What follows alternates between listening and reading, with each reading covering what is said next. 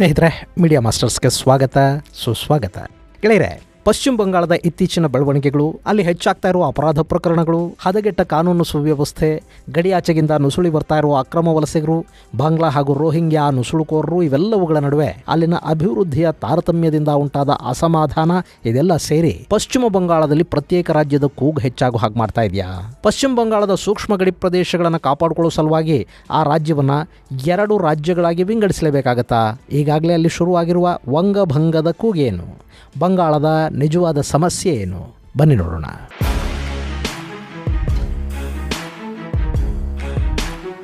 ಗೆಳೆಯರೆ, ಪಶ್ಚಿಮ ಬಂಗಾಳದ ಉತ್ತರ ಭಾಗ ಇದೆ ನೋಡಿ, ಇದನ್ನು ಪ್ರತ್ಯೇಕಗೊಳಿಸಿ ಈಶಾನ್ಯ ರಾಜ್ಯಗಳ ಕೌನ್ಸಿಲ್ಗೆ ಸೇರಿಸಿಬಿಡಿ ಅನ್ನೋದು ಇತ್ತೀಚೆಗೆ ಅಲ್ಲಿ ತೀವ್ರವಾಗ್ತಾ ಇರೋ ಬೇಡಿಕೆ. ಆಡಳಿತದ ದೃಷ್ಟಿಯಿಂದ ಒಂದು ರಾಜ್ಯವನ್ನು 2 ವಿಂಗಡಿಸುವುದು ಹೊಸ್ತೇನಲ್ಲ. ಈ ಹಿಂದೆ ಹಾಗೆ ಸಾಕಷ್ಟು ರಾಜ್ಯಗಳ ವಿಂಗಡಣೆ ಕೂಡ ಆಗಿದೆ. ಅಖಂಡ ಆಂಧ್ರ ಪ್ರದೇಶದಿಂದ ತೆಲಂಗಾಣ ಪ್ರತ್ಯೇಕ ರಾಜ್ಯ ಆಗಿದ್ದು ನಿಮಗೆ ಗೊತ್ತಿದೆ. ಬಿಹಾರದಿಂದ ಜಾರ್ಖಂಡ್, ಉತ್ತರ ಪ್ರದೇಶದಿಂದ ಉತ್ತರಾಖಂಡ್, ಹೀಗೆ ಸಾಕಷ್ಟು ರಾಜ್ಯಗಳು ಈಗಾಗಲೇ ವಿಭಜನೆ ಆಗಿವೆ. ಇನ್ನು ಈಗಲೂ ಕೂಡ ಉತ್ತರ ಪ್ರದೇಶದಿಂದ ಬುಂದೇಲ್ಖಂಡ, ತಮಿಳುನಾಡಿನಿಂದ ಕೊಂಗನಾಡು, ಮಹಾರಾಷ್ಟ್ರದಿಂದ ವಿದರ್ಭ, ಹೀಗೆ ಸಾಕಷ್ಟು ಪ್ರತ್ಯೇಕ ರಾಜ್ಯಗಳಿಗೆ ಬೇಡಿಕೆ ಕೂಡ ಇದೆ. ಈ ಪಟ್ಟಿಯಲ್ಲಿ ಈಗ ಸ್ಥಾನವನ್ನು ಪಡ್ಕೊಳ್ತಾ ಇರೋದು ಪಶ್ಚಿಮ ಬಂಗಾಳದ ಉತ್ತರ ಭಾಗ. ಪಶ್ಚಿಮ ಬಂಗಾಳದ ಉತ್ತರ ಭಾಗವನ್ನು ಬೇರ್ಪಡಿಸಿ ಅದನ್ನು ಈಶಾನ್ಯ ರಾಜ್ಯಗಳ ಕೌನ್ಸಿಲ್ಗೆ ಸೇರಿಸಿ ಅಂತ ಪಶ್ಚಿಮ ಬಂಗಾಳದ ಸಂಸದರು ಒತ್ತಾಯ ಮಾಡ್ತಾ ಇದ್ದಾರೆ. ಅಲ್ಲಿನ ಬಿಜೆಪಿ ನಾಯಕ ಸುಕಾಂತ್ ಮುಜುಮ್ದಾರ್ ಈ ಬಗ್ಗೆ ಪ್ರಧಾನಿ ನರೇಂದ್ರ ಮೋದಿ ಅವರಿಗೆ ಪತ್ರವನ್ನು ಕೂಡ ಬರೆದಿದ್ದಾರೆ. ಆದರೆ ಆಡಳಿತಾರೂಢ ತೃಣಮೂಲ ಈ ವಿಭಜನೆಯ ಕೂಗನ್ನು ತೀವ್ರವಾಗಿ ವಿರೋಧಿಸ್ತಾ ಇದೆ. ಈ ಬಗ್ಗೆ ವಿಧಾನಸಭೆಯಲ್ಲಿ ಒಂದು ರೆಸಲ್ಯೂಷನ್ ಅನ್ನು ಕೂಡ ತೃಣಮೂಲ ಕಾಂಗ್ರೆಸ್ ಪಾಸ್ ಮಾಡಿದೆ. ಯಾವುದೇ ಕಾರಣಕ್ಕೂ ಪಶ್ಚಿಮ ಬಂಗಾಳವನ್ನು ಒಡಿಬಾರದು ಅನ್ನೋ ನಿಟ್ಟಲ್ಲಿ ಬಂಗಾಳದ ವಿಧಾನಸಭೆ ಒಂದು ನಿರ್ಣಯವನ್ನು ಕೈಗೊಂಡಿದೆ. ಆದರೆ ಈ ಬಗ್ಗೆ ಕೇಂದ್ರ ಸರ್ಕಾರ ಇನ್ನೂ ಯಾವುದೇ ನಿರ್ಧಾರಕ್ಕೆ ಬಂದಂತಿಲ್ಲ. ಹಾಗೆ ನೋಡಿದ್ರೆ ಬಂಗಾಳಕ್ಕೆ ವಿಭಜನೆ ಅನ್ನೋದು ಹೊಸ್ತೇನಲ್ಲ. ಸ್ವಾತಂತ್ರ್ಯ ಪೂರ್ವವೇ ಅದು ವಿಭಜನೆಗೊಳ್ತು. ಅದನ್ನು ವಿರೋಧಿಸಿ ವಂಗಭಂಗ ಚಳವಳಿ ಕೂಡ ನಡೀತು. ಸ್ವಾತಂತ್ರ್ಯ ಬಂದ ನಂತರ ಬಂಗಾಳದ ಪೂರ್ವ ಭಾಗವನ್ನು ಒಡೆದು ಪೂರ್ವ ಪಾಕಿಸ್ತಾನವನ್ನು ಮಾಡಲಾಯಿತು. ಆ ನಂತರ ಅದು ಪಾಕಿಸ್ತಾನದಿಂದ ಕೂಡ ಬೇರೆಯಾಗಿ ಈಗ ಬಾಂಗ್ಲಾದೇಶ ಅಂತ ಕರೆಸಿಕೊಳ್ತಾ ಇದೆ. ಇನ್ನು ಈ ಉತ್ತರ ಭಾಗದ ಬಂಗಾಳ ಇದೆ ನೋಡಿ, ಇಲ್ಲಿ ಪ್ರತ್ಯೇಕ ಗೂರ್ಖಾಲ್ಯಾಂಡ್ಗಾಗಿ ಹೋರಾಟಗಳು ನಡೆದವು. ಆನಂತರ ರಾಜವಂಶಿ ಸಮುದಾಯ ಉತ್ತರ ಬಂಗಾಳದ ಭಾಗ ಹಾಗೂ ಅಸ್ಸಾಂನ ಒಂದಷ್ಟು ಭೂಭಾಗವನ್ನು ಸೇರಿಸಿ ಪ್ರತ್ಯೇಕ ರಾಜವಂಶಿ ರಾಜ್ಯ ರಚನೆಗೆ ಒತ್ತಾಯವನ್ನು ಮಾಡಿತು. ಅಲ್ಲೊಂದು ಪ್ರತ್ಯೇಕತಾವಾದಿಗಳ ಸಶಸ್ತ್ರ ಸಂಘಟನೆ ಕೂಡ ಹುಟ್ಟುಕೊಳ್ತು. ಆ ನಂತರ ಅದು 2 ಒಡಿತು. ಅದರ 2 ನಾಯಕರ ಪೈಕಿ ಒಬ್ಬ ತೃಣಮೂಲ ಸೇರಿದ್ರೆ ಮತ್ತೊಬ್ಬ ನಾಯಕ ಬಿಜೆಪಿ ಪಾಲಾದ. ಅಲ್ಲಿಗೆ ಆ ಪ್ರತ್ಯೇಕತಾವಾದದ ಹೋರಾಟ ಕೂಡ ಅಲ್ಲಿ ಮುಕ್ತಾಯವಾದಂತಾಯ್ತು. ಇನ್ನು ಈಗ ಮತ್ತೆ ಪ್ರತ್ಯೇಕ ಉತ್ತರ ಬಂಗಾಳದ ಹೋರಾಟಕ್ಕೆ ಜೀವ ಬರ್ತಾ ಇದೆ.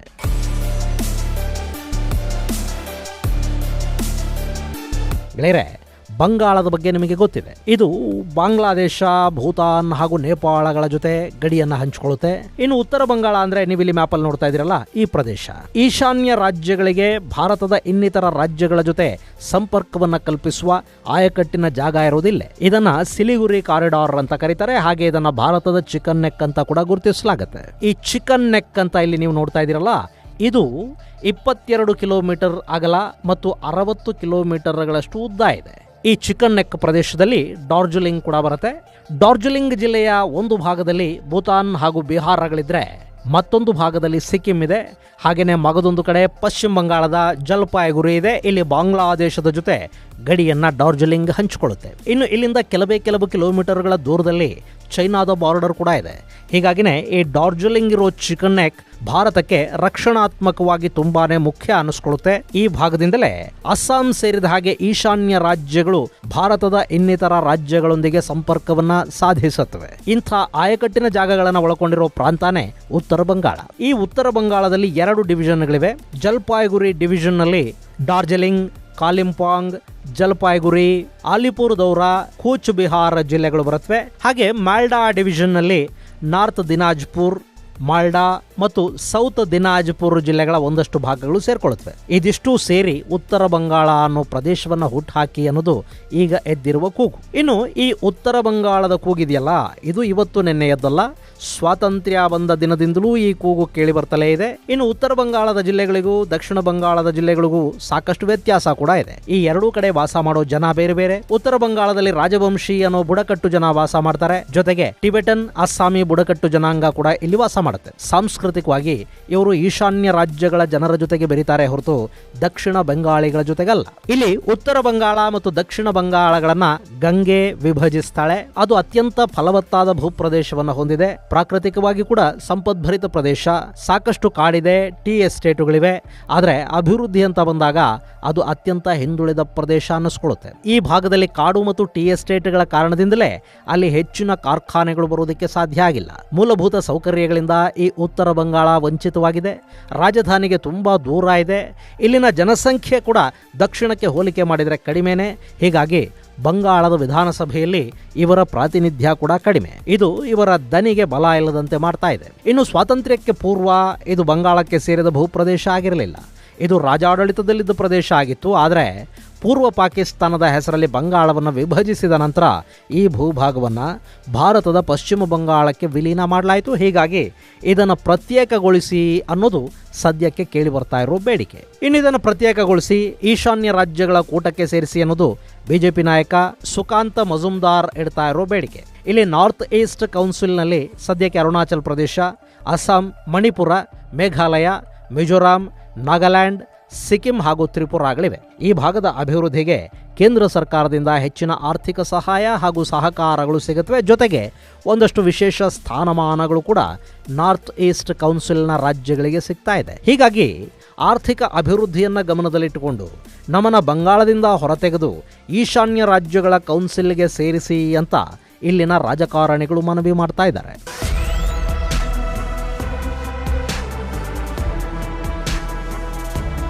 ಇನ್ನು ಈ ಉತ್ತರ ಬಂಗಾಳವನ್ನು ಯಾಕೆ ವಿಭಜಿಸಬೇಕು ಅನ್ನೋದಕ್ಕೆ ಮತ್ತೊಂದು ಪ್ರಬಲ ಕಾರಣ ಕೂಡ ಇದೆ. ಈ ಉತ್ತರ ಬಂಗಾಳ ಇದೆಯಲ್ಲ, ಇದು ಬಾಂಗ್ಲಾದೇಶದ ಉತ್ತರ ಬಂಗಾಳ ಪ್ರಾಂತದ ಜೊತೆ ನಂಟನ್ನು ಹೊಂದಿದೆ. ಈ ಉತ್ತರ ಬಾಂಗ್ಲಾದಲ್ಲಿ ರಾಜ್ಶಾಹಿ ಹಾಗೂ ರಂಗಪುರ್ ಡಿವಿಷನ್ಗಳು ಬರುತ್ತವೆ. ಈ ಪ್ರದೇಶಗಳನ್ನು ಪದ್ಮಾ ನದಿ ಬಾಂಗ್ಲಾದೇಶದಿಂದ ಬೇರ್ಪಡಿಸುತ್ತೆ. ಈ ಭಾಗದಲ್ಲಿ 3 ಕೋಟಿಗೂ ಅಧಿಕ ಮಂದಿ ವಾಸ ಮಾಡ್ತಾರೆ. ಇಲ್ಲಿರುವ ಒಟ್ಟು ಜನರ ಪೈಕಿ 89.6% ಮುಸ್ಲಿಮರಿದ್ದರೆ ಇನ್ನು 9.57% ಹಿಂದೂಗಳಿದ್ದಾರೆ. ಹೀಗಾಗಿ ಅಲ್ಲಿರೋ ಹಿಂದೂಗಳು ಹಾಗೂ ನಮ್ಮ ಉತ್ತರ ಬಂಗಾಳದಲ್ಲಿ ಅಂದರೆ ಭಾರತದ ಈ ಭೂಭಾಗದಲ್ಲಿರುವ ಹಿಂದೂಗಳ ನಡುವೆ ಉತ್ತಮ ಒಡನಾಟ ಕೂಡ ಇದೆ. ಭಾರತದ ಈ ಭಾಗದಲ್ಲಿ ಒಟ್ಟು 1,72,00,000ಕ್ಕೂ ಅಧಿಕ ಮಂದಿ ವಾಸ ಮಾಡ್ತಾ ಇದ್ದು, ಇಲ್ಲಿರೋ ಒಟ್ಟು ಜನಸಂಖ್ಯೆ ಪೈಕಿ 65.3% ಹಿಂದೂಗಳಿದ್ರೆ 30.4% ಮುಸ್ಲಿಮರಿದ್ದಾರೆ. ಸೊ ಇಲ್ಲಿ ಮುಸ್ಲಿಂ ಜನಸಂಖ್ಯೆ ಕೂಡ ನಿರ್ಣಾಯಕ ಅನ್ನಿಸ್ಕೊಳ್ಳುತ್ತೆ. ಇಲ್ಲಿನ ಮುಸ್ಲಿಮರು ಬಾಂಗ್ಲಾದೇಶದ ಉತ್ತರ ಭಾಗದಲ್ಲಿರೋ ಮುಸ್ಲಿಮರ ಜೊತೆ ಉತ್ತಮ ಬಾಂಧವ್ಯವನ್ನು ಹೊಂದಿದ್ದಾರೆ. ಹೀಗಾಗಿ ಬಾಂಗ್ಲಾ ನಿರಾಶ್ರಿತರ ಸಮಸ್ಯೆ ಕೂಡ ಈ ಭಾಗದಲ್ಲಿ ಸ್ವಲ್ಪ ಹೆಚ್ಚಾಗೇ ಇದೆ. ಇಲ್ಲಿ ಹೆಚ್ಚು ಪ್ರಮಾಣದ ಅಕ್ರಮ ವಲಸೆ ನಡೆಯುವ ಸಾಧ್ಯತೆ ಇರುತ್ತೆ. ಈ ಎರಡೂ ಭಾಗಗಳಲ್ಲಿನ ಜನರ ಸಂಸ್ಕೃತಿ ಮತ್ತು ಭಾಷೆಗಳು ಒಂದೇ ಆಗಿರೋದ್ರಿಂದ ಇಲ್ಲಿನ ವಲಸೆ ಪ್ರಮಾಣ ಹೆಚ್ಚಾದ್ರೆ ಈ ಭಾಗದ ಡೆಮೋಗ್ರಫಿ ಬದಲಾಗುವ ಸಾಧ್ಯತೆಗಳು ಕೂಡ ಹೆಚ್ಚಿರುತ್ತವೆ. ಇದು ದೇಶದ ಭದ್ರತೆಗೆ ಮಾರಕ ಅನ್ನಿಸ್ಕೊಳ್ಳುತ್ತೆ. ಈಗಾಗಲೇ ನಮ್ಮಲ್ಲಿ ಭಯೋತ್ಪಾದಕ ಕೃತ್ಯಗಳಿಗೆ ಸಹಾಯ ಮಾಡ್ತಾ ಇರೋ ಸ್ಲೀಪರ್ ಸೆಲ್ಗಳೇನಿವೆ ಅವುಗಳಲ್ಲಿ ಹೆಚ್ಚಿನ ಪ್ರಮಾಣದಲ್ಲಿ ಬಾಂಗ್ಲಾ ಅಕ್ರಮ ವಲಸಿಗರೇ ಇದ್ದಾರೆ ಅನ್ನೋ ಮಾಹಿತಿ ಇತ್ತೀಚೆಗೆ ಹೊರಬಿದ್ದಿದೆ. ಅಲ್ಲದೆ ಭಾರತದಲ್ಲಿ ನಡೆದ ಸಾಕಷ್ಟು ಸ್ಫೋಟ ಪ್ರಕರಣಗಳಲ್ಲಿ ಕೂಡ ಈ ಬಾಂಗ್ಲಾದೇಶಿ ಮುಸ್ಲಿಮರು ಭಾಗಿಯಾಗಿದ್ದಾರೆ. ಇದೆಲ್ಲವನ್ನ ಗಮನಿಸಿದ್ರೆ ಅಕ್ರಮ ವಲಸೆ ಅನ್ನೋದು ಭಾರತದ ಸಾರ್ವಭೌಮತ್ವಕ್ಕೆ ಧಕ್ಕೆ ತರುತ್ತೆ ಅನ್ನೋದರಲ್ಲಿ ಎರಡು ಮಾತಿಲ್ಲ. ಸೊ ಭಾರತದ ಭಾಗದಲ್ಲಿರೋ ಉತ್ತರ ಬಂಗಾಳವನ್ನು ಕೇಂದ್ರ ಆಡಳಿತ ಪ್ರದೇಶವನ್ನು ಮಾಡಿ ಆ ಭಾಗದಲ್ಲಿ ಕಟ್ಟುನಿಟ್ಟಿನ ಕ್ರಮಗಳನ್ನು ಕೈಗೊಂಡು ಗಡಿಗಳನ್ನು ಭದ್ರಪಡಿಸುವ ಮೂಲಕ ಅಕ್ರಮ ವಲಸೆಯನ್ನು ತಪ್ಪಿಸೋದಕ್ಕೆ ಸಾಧ್ಯ ಆಗುತ್ತೆ ಅನ್ನೋ ಲೆಕ್ಕಾಚಾರಗಳು ಕೂಡ ಇಲ್ಲಿವೆ. ಇನ್ನು ಈ ಮ್ಯಾಪ್ ಅನ್ನು ಸರಿಯಾಗಿ ಗಮನಿಸಿ ನೋಡಿ. ಇದು ಚಿಕನ್ ನೆಕ್. ಇಲ್ಲಿ ಸಿಲಿಗುರಿ ಇದೆ ಅಲ್ವಾ, ಇಲ್ಲಿಂದ ಡೋಕ್ಲಾಮ್ಗೆ ಇರೋದು ಕೇವಲ 99 ಕಿಲೋಮೀಟರ್ ದೂರ. ಈ ಭಾಗದಲ್ಲಿ ಚೈನಾ, ಭಾರತ ಹಾಗೂ ಭೂತಾನುಗಳು ಗಡಿಯನ್ನ ಹಂಚಿಕೊಳ್ಳುತ್ತವೆ. ಈ ಡೋಕ್ಲಾಮಲ್ಲಿ ತನ್ನ ಶಕ್ತಿಯನ್ನ ಹೆಚ್ಚು ಮಾಡ್ಕೋಬೇಕು ಅಂತ ಚೈನಾ ಬಯಸುತ್ತೆ. ಇಲ್ಲಿ ಸಾಕಷ್ಟು ಬಾರಿ ಸಂಘರ್ಷಗಳು ಆಗಿವೆ. ಡೋಕ್ಲಾಮ್ ಭಾಗದಲ್ಲಿ ಅಥವಾ ಸಿಲಿಗುರಿಯ ಬಳಿಯ ಈ ಗಡಿಯಲ್ಲಿ ಭಾರತ ಶಕ್ತಿಯನ್ನ ಕಳ್ಕೊಂಡ್ರೆ ಈಶಾನ್ಯ ರಾಜ್ಯಗಳನ್ನ ಸಂಪರ್ಕಿಸೋದಕ್ಕಿರುವ ಏಕೈಕ ಭೂಮಾರ್ಗದ ಮೇಲೆ ಹಿಡಿತವನ್ನ ಭಾರತ ಕಳ್ಕೋಬೇಕಾಗಿ ಬರುತ್ತೆ. ಹೀಗಾಗಿ ಈ ಇಡೀ ಭೂಪ್ರದೇಶ ಭಾರತದ ರಕ್ಷಣೆಯ ದೃಷ್ಟಿಯಿಂದ ತುಂಬಾನೇ ಮುಖ್ಯ ಅನ್ನಿಸ್ಕೊಳ್ತಾ ಇದೆ. ಈ ಎಲ್ಲ ಕಾರಣಗಳಿಂದ ಉತ್ತರ ಬಂಗಾಳದ ಈ ಪ್ರದೇಶವನ್ನು ಕೇಂದ್ರ ಆಡಳಿತ ಪ್ರದೇಶ ಮಾಡೋದು ಸೂಕ್ತ ಅನ್ನೋ ಅಭಿಪ್ರಾಯವನ್ನು ಈ ಭಾಗದ ಜನ ವ್ಯಕ್ತಪಡಿಸ್ತಾ ಇದ್ದಾರೆ.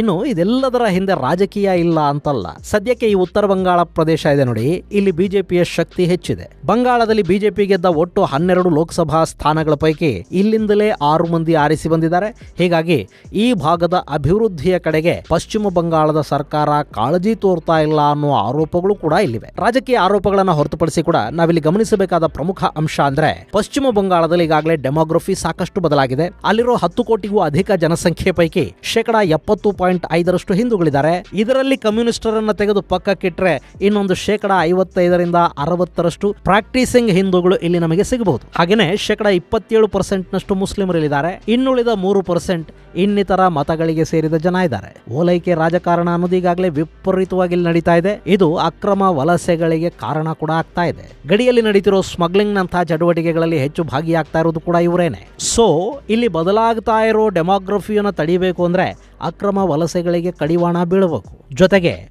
ಭಾರತದ ದೃಷ್ಟಿಯಿಂದ ಅತಿ ಮುಖ್ಯ ಅನ್ನಿಸಿಕೊಳ್ಳುವ ಈ ಚಿಕನ್ ನೆಕ್ ಪ್ರದೇಶವನ್ನು ಕಾಪಾಡ್ಕೋಬೇಕು. ಅದೆಲ್ಲ ಸಾಧ್ಯ ಆಗಬೇಕು ಅಂದರೆ ಈ ಭಾಗದ ಮೇಲೆ ಹೆಚ್ಚು ಗಮನವನ್ನು ಕೊಡಬೇಕಾದ ಅಗತ್ಯ ಇರುತ್ತೆ. ಅದಕ್ಕೆ ರಾಜ್ಯದ ವಿಭಜನೆ ಒಂದೇ ದಾರಿನ ಗೊತ್ತಿಲ್ಲ. ಆಡಳಿತಾತ್ಮಕವಾಗಿ ಒಂದು ರಾಜ್ಯ ತುಂಬ ದೊಡ್ಡದಿರೋದಕ್ಕಿಂತ ಚಿಕ್ಕ ಚಿಕ್ಕ ರಾಜ್ಯಗಳು ಅಭಿವೃದ್ಧಿಯ ಕಡೆಗೆ ಬೇಗ ಹೆಜ್ಜೆ ಹಾಕೋದಿಕ್ಕೆ ಸಾಧ್ಯ ಆಗತ್ತೆ. ಆದರೆ ಹೀಗಾಗೋದಿಕ್ಕೆ ತೃಣಮೂಲ ಬಿಡುತ್ತಾ? ಸದ್ಯಕ್ಕಂತೂ ಹಾಗೆ ಕಾಣ್ತಾ ಇಲ್ಲ. ಮುಂದೇನಾಗುತ್ತೆ ಅನ್ನೋದನ್ನ ಕಾದು ನೋಡಬೇಕು. ಇದು ಗೆಳೆಯರೆ, ಪಶ್ಚಿಮ ಬಂಗಾಳದ ಉತ್ತರ ಭಾಗವನ್ನು ಪ್ರತ್ಯೇಕಗೊಳಿಸಿ ಕೇಂದ್ರ ಆಡಳಿತ ಪ್ರದೇಶವನ್ನಾಗಿ ಮಾಡಿ ಅಥವಾ ಪ್ರತ್ಯೇಕ ರಾಜ್ಯವನ್ನು ಮಾಡಿ ನಾರ್ತ್ ಈಸ್ಟ್ ಕೌನ್ಸಿಲ್ ಜೊತೆಗೆ ಇದನ್ನು ಸೇರಿಸಿ ಅನ್ನೋ ಬೇಡಿಕೆಗೆ ಸಂಬಂಧಪಟ್ಟ ಒಂದಷ್ಟು ಮಾಹಿತಿ ಮುಂದಿನ ಸಂಚಿಕೆಯಲ್ಲಿ ಮತ್ತಷ್ಟು ವಿಶೇಷಗಳ ಜೊತೆ ಮತ್ತೆ ಭೇಟಿಯಾಗೋಣ. ಅಲ್ಲಿವರೆಗೆ ಜೈ ಹಿಂದ್, ಜೈ ಕರ್ನಾಟಕ.